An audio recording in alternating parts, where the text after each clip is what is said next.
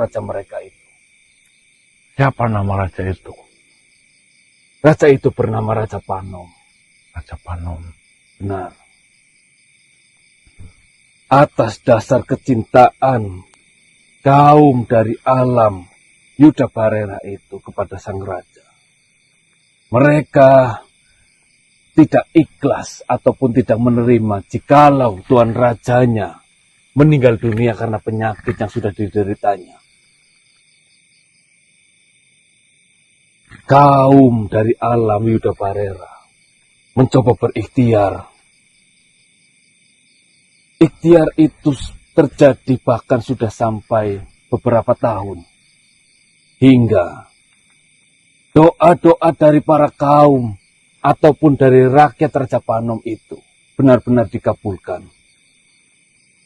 Di alam mereka diturunkan utusan dari Tuhan. Mungkin di alam kita ataupun di alam manusia lebih dikenal dengan sebutan nabi. Utusan itu datang membawa informasi yang bisa mereka gunakan ataupun mereka pegang supaya tuan raja mereka sembuh dari penyakitnya. Utusan itu mengatakan kepada kaum dari Yudabarera bahwasanya tuan raja hanya bisa disembuhkan dengan satu benda ini, yaitu air abadan ataupun Air abadi. Ataupun air kehidupan. Namun kesulitan itu akan diterima mereka karena mereka harus mengetahui sebuah kenyataan bahwasanya air abadan sangatlah sulit untuk ditemukan. Lalu kaum itu mencoba mempelajari kitab yang dibawa oleh utusan yang turun di kaum mereka. Dibaca dan dipelajari, mereka mengetahui sebuah kenyataan bahwasanya air abadan bukanlah di alam mereka, melainkan di alam lain. Lintas dimensi berarti ya. Benar sekali. Dari kitab itu juga manusia,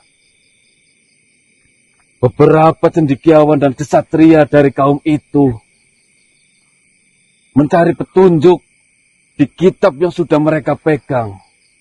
Mereka melakukan perjalanan ke alam lain untuk mencari air abadan. Dan yang menarik di sini adalah ternyata antara kitab yang mereka pegang yang diberikan oleh utusan dari Tuhan mereka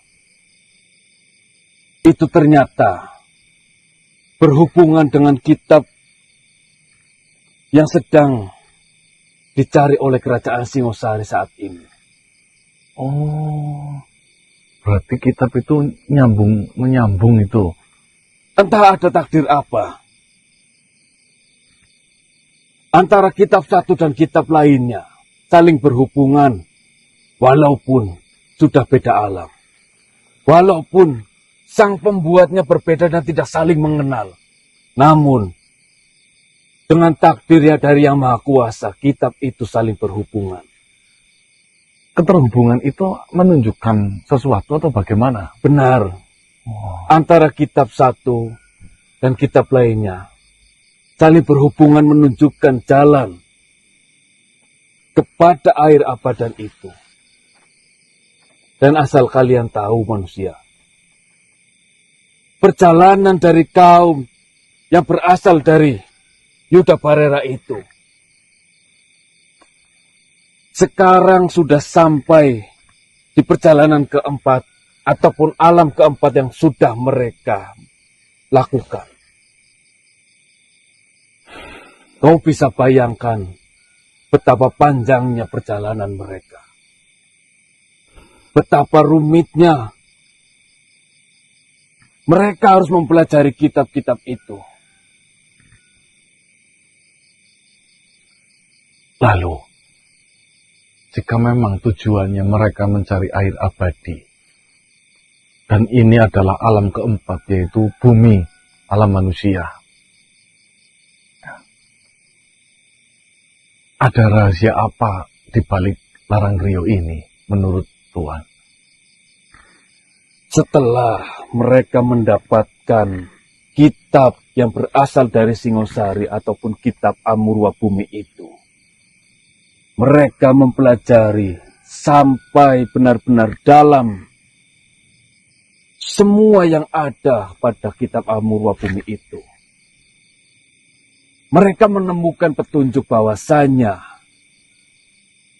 petunjuk lain ataupun mungkin air abadan berada di tanah larang Grio ini.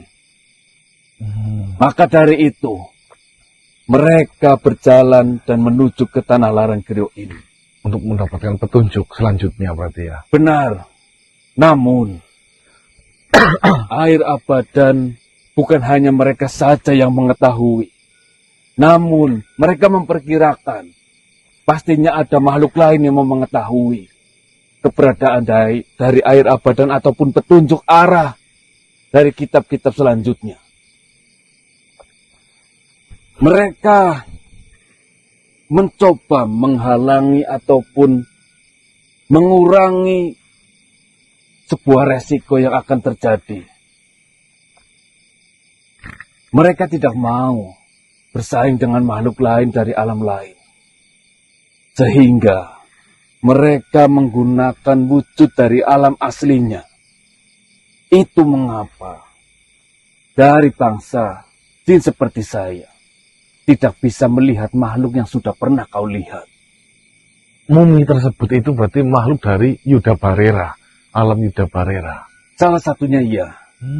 Saya perkirakan mereka datang dan meloncati dari setiap alam.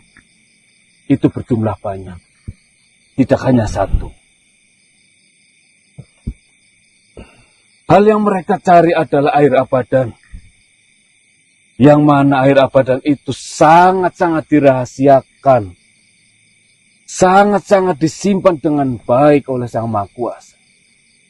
Tidak mungkin kalaulah dari alam tersebut mengirimkan hanya satu ataupun dua makhluk untuk mencari air tersebut. Maka dari itu saya katakan, baik dari kerajaan Singosari maupun dirimu, kalian tidak akan bisa untuk mendapatkan kitab itu. Karena masih dikuasai oleh mereka, sedangkan mereka tidak terlihat oleh kerajaan Singosari. Ya, tetapi itu bisa dipastikan bahwasanya kaum mereka dan kitab dari kerajaan Singosari memang benar-benar ada di tanah larang Grio ini. Dikuasai oleh mereka. Dikuasai oleh mereka. Pertanyaannya satu, Tuan. Saya mendapatkan informasi ini dari Panglima Singosari. Bahwasanya pencurian kitab tersebut itu dilakukan oleh salah satu panglimanya sendiri. Yaitu Panglima Gasul. Ya. Lalu, ada kaitannya apa Gasul dengan Yuda Barera? Ini yang membuat Singosari kecolongan manusia. Gasul hanyalah sesosok makhluk yang diperalat oleh gurunya. Oleh gurunya? Ya, Gasul memiliki seorang guru. Dan setelah diselidiki, guru dari Pangeran Gasul itu memiliki kelebihan ataupun bisa berpindah-pindah alam, termasuk alam Yuda Barera itu. Sang guru menjanjikan sesuatu yang besar kepada Gasul kalau Gasul berhasil mengambil kitab Amurwa Bumi yang berasal dari Singosari. Sesuatu hal besar itu apa saya tidak tahu manusia. Yang jelas, di sini. Sebenarnya Gasul hanya menuruti omongan guru dan dijanjikan sesuatu yang besar.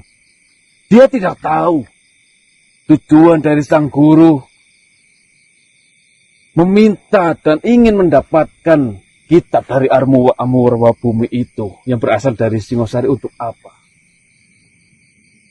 Saya rasa ada kerjasama antara guru dari Gasul dengan kaum dari bangsa Yuda Barera itu. Seperti ini. Kalau